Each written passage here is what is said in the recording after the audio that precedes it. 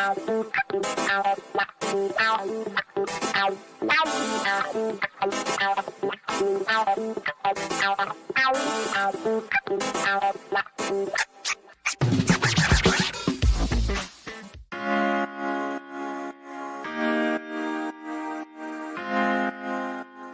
good to see you. It's been too long. It took a war for me to get back on the show. I will have you know, get back on, I shout out your name in the middle of other guests. Eric Bollard on Monday quoted your tweet in his piece, and I shouted out your name in the middle of interviewing thank you. someone else. It's great to be back on, and you know I appreciate all your support that you gave me over the years, and it's great to be on today, even though it's actually decent news today, not great news, but the ceasefire is a good step. But a lot more steps have to go forward. We'll get into that, but let's go back to how you owe everything to me, and you are basically my Potsy. You are the spinoff. Your fantastic show here on SiriusXM Progress. You are my little bubba. I was created by Stephanie Miller in a lab in her apartment years ago, and then released into my own, and she nurtured me like a little baby, and then ultimately I was able to walk and talk, and now I have a show on SiriusXM. Yes. The mirror of yours. Yours is 6 a.m., I'm 6 p.m. I know. We're the bookends. That's right. We're the book. I know, and you're right. I read your tweets all the time. I feel like because you're a big boy and you have your own show now, but you're right. We are going to rectify this and have you on more because I feel like you've left the nest, and I forget sometimes to invite the baby birds back into the nest. But anyway, you are literally created for this moment. Don't make me start another war, Stephanie, all just right. to get on. Okay. Please. But you are. I mean, we've talked to you obviously at length before about you have a Palestinian father and your mom's Italian, correct? So just my takeaway is don't with you in any way. Just don't. Exactly.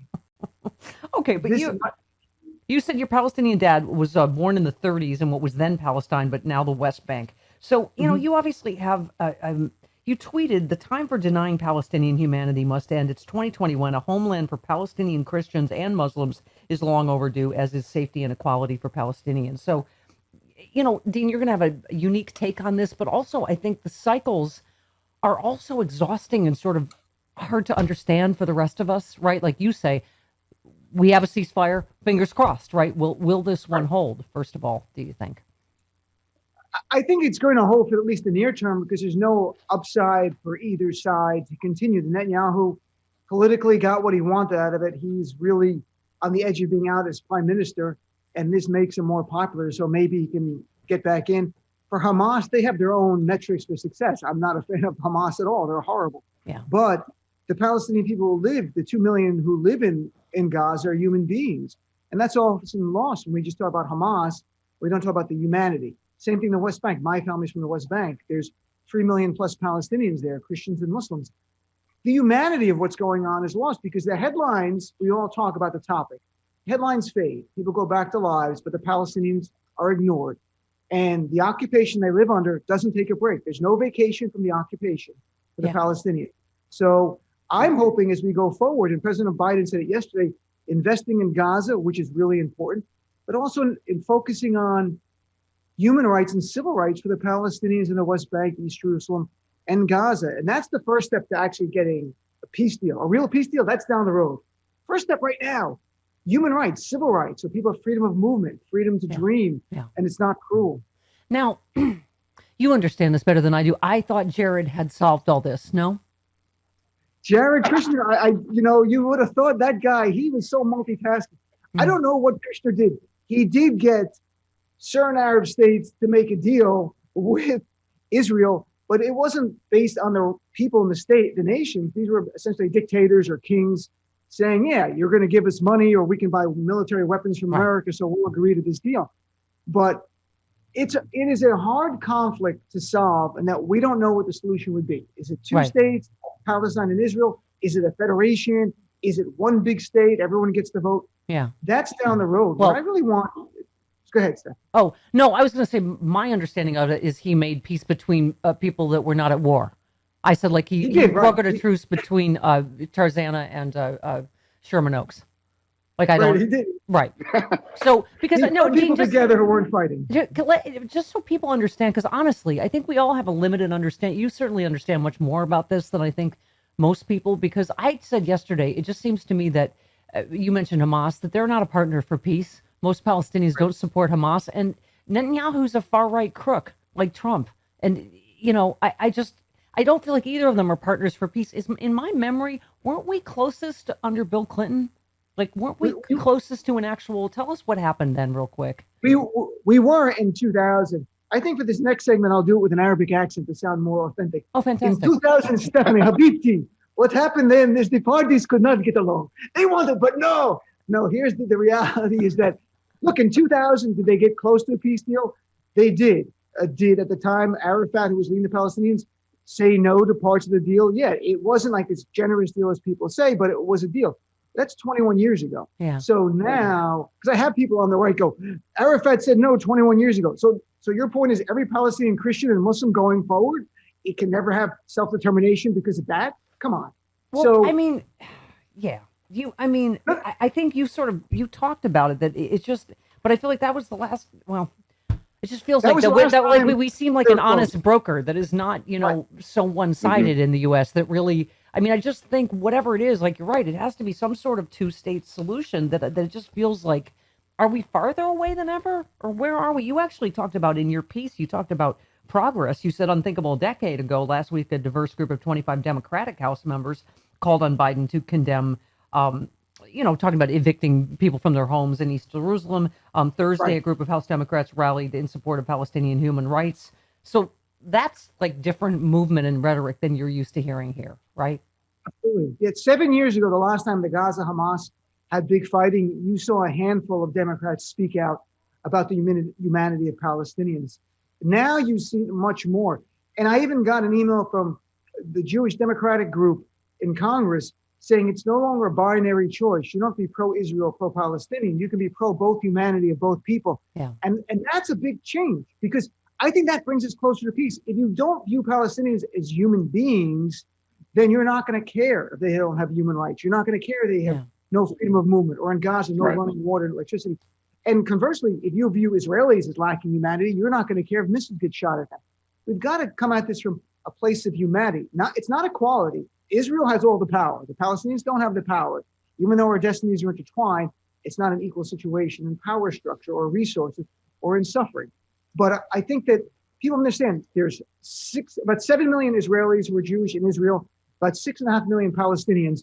Neither side's going anywhere. No one's going into the sea. No one's leaving. You're stuck with each other. It doesn't matter. It's like a reality show or a sitcom. Like, they're stuck and you can't. So the question is, how can you coexist in a way that is peaceful and respectful and recognizes the humanity of the Palestinians and gives them rights? We can get to sovereignty later in that kind of self-determination. My family in the West Bank doesn't have personal self-determination, meaning if checkpoints are closed by the Israeli military, they can't go to work. Yeah. They can't go to school. They can't go to doctor. They've done nothing wrong. Yeah. They're just living their lives. Imagine that kind of life where you have limited control. It's a prison. Yeah, it's essentially prison. It's humanity. Yeah. Right. Well, you said the same thing. I just said, you wrote bluntly, a broad peace deal currently looks all but impossible given the leadership. Who can Israeli officials speak with Hamas within Hamas?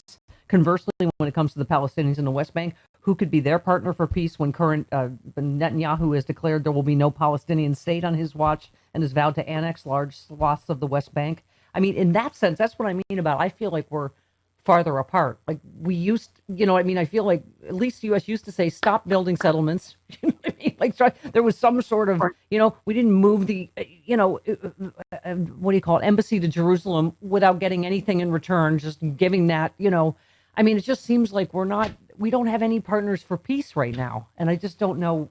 It's just depressing, isn't it? It must be amazingly depressing for you. It is, but the flip side is I've never, as I wrote in the article, never seen more members of Congress who are Democrats, even senators as well, calling for the ceasefire. With President Biden talking about investing in Gaza. For the longest time, Gaza, the people there were dismissed as 2 million terrorists. That's not the case. There are terrorists in Hamas, but they are human beings there who are living there and trying to make a life. And look at the West Bank. You don't see missiles being fired. You see, because there's economic progress going on. There's new shopping malls and hotels, and people have jobs. Right. Still, their freedom are limited. Gaza, 80% are on international aid. 90% don't have access to running water. They don't have electricity. Think about it. If you have no future, this is not even political, common sense. You have no future, then the message of radicalization is so much easier because you've got nothing, literally nothing to live for, nothing to look forward to. Because Gaza is fully controlled by ingress and egress by the Israeli military, and they're not letting the Palestinians out to live. It seems like it's in everybody's interest to find a way to make that situation less desperate for people, because desperate people don't have many options. Let's listen real quick, President Biden, and get your take on that. The United States committed to working with the United Nations, and we remain committed to working with the United Nations and other international stakeholders to provide rapid humanitarian assistance and to marshal international support for the people of Gaza and the Gaza reconstruction efforts. We will do this in full partnership with the Palestinian Authority, not Hamas, Authority, in a manner that does not permit Hamas to simply restock its military arsenal. Yeah, I was like, good for the rebuilding, and I'm like, aren't they just going to bomb it again? Until we find a solution, or until we find, right? Stephanie, you're absolutely right. That you're going to do the same thing over, that idea of insanity. I think it was Ford that you do the same thing over and hope for a different result. Yeah. You can't, it's got to be rebuilding. That's one thing. But look, Moshe Dayan, who was an Israeli general, said, when you want to make peace, you don't talk to your friends, you talk to your enemies. Yeah. At this point, Hamas, either new leadership, which I don't think is going to happen, or you invest in the country, into the people there, and try to bring them in diplomatically, little step by step, and you have to have them denounce terrorism. But that could be step 2 or 3. Let's view that if you want a different result, you can't just do something different. Yes. And 5 years later, there's missiles, and you blow up everything we just built for you. This is ridiculous. Yeah. It doesn't make sense. Waste of money and I mean, the thought is good, but one more, President Biden, get your take on the other side.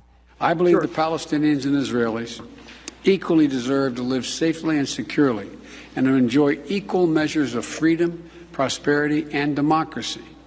My administration will continue our quiet, relentless diplomacy toward that end. I believe we have a genuine opportunity to make progress, and I'm committed to working for it. So, Joe Biden, he's listening, obviously. Dean, what would you say to President Biden? Because how do we, how do we do something that looks different? First of all, quiet diplomacy on the phone, not on Twitter. A start. Right. Very good. Very good. But, do we cut off weapon sales? What do you say to President Biden to try and really... I think if he wants to invest in the Palestinian people, build me a new townhouse in New York City first, on Manhattan. Yes, we'll start with Dean Obeidallah. That's how we. The road to the peace in the Middle East runs through Dean Obeidallah's penthouse in New York. If I feel safe and secure, everyone's happy. That's how it works. So you do that. Let's do it one Palestinian side at a time, starting with Dean Obeidallah, and then my family. I think that. You have Congresswoman Ayanna Pressley, who on the floor of the House last week talked about conditioning the $3.8 billion in aid we give to Israel militarily on not a peace deal, on human rights for the Palestinians. I think there'd be broad support in America. You can't force a peace deal today, but you can say, look, if you're going to keep taking homes from Palestinians who live there for generations in East Jerusalem, you're going to lose 10% of your money. If you're not going to give freedom to the movement of Palestinians in the West Bank, we're going to take another 10%, or we're going to withhold all of it.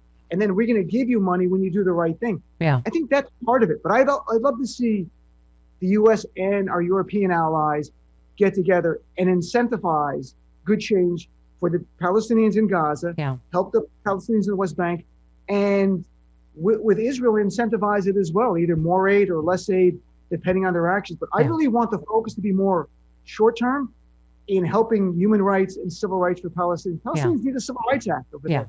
All right, let's get to all right, we ate our vegetables. We talked about the Middle East. Let's get to dessert. Let's get to when is Donald Trump, Rudy Giuliani, and Matt Gaetz going to jail. Put your lawyer hat on now, quickly.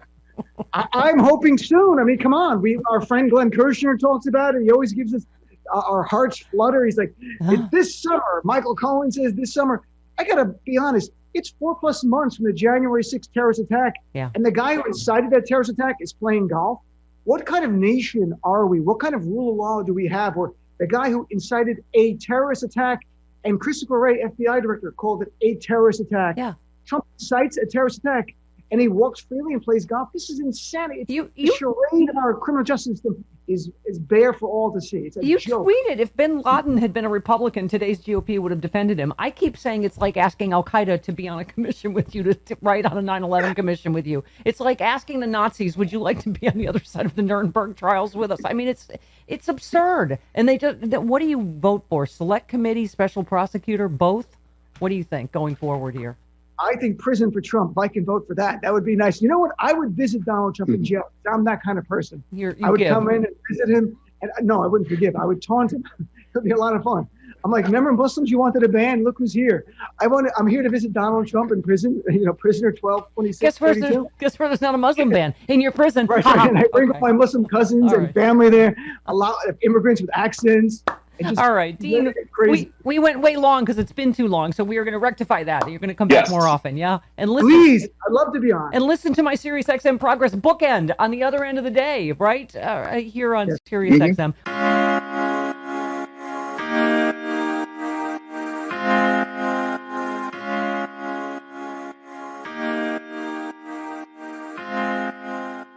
If you have not heard of the Sexy Liberal Podcasting Network, your podcasting superstation, you suck. I mean, we have the smartest, funniest liberals in the country. Stephanie Miller's Happy Hour. We have John Fugelsang. We have Hal Sparks, Frangela, Final Word and Idiot of the Week. We have Bob Seska. Oh my God. We have Jody Hamilton from The Bunker. We have Start Me Up with Kimberly Johnson. We have Unprecedented. We have the smartest, funniest podcast, period. Get it now. SexyLiberal.com.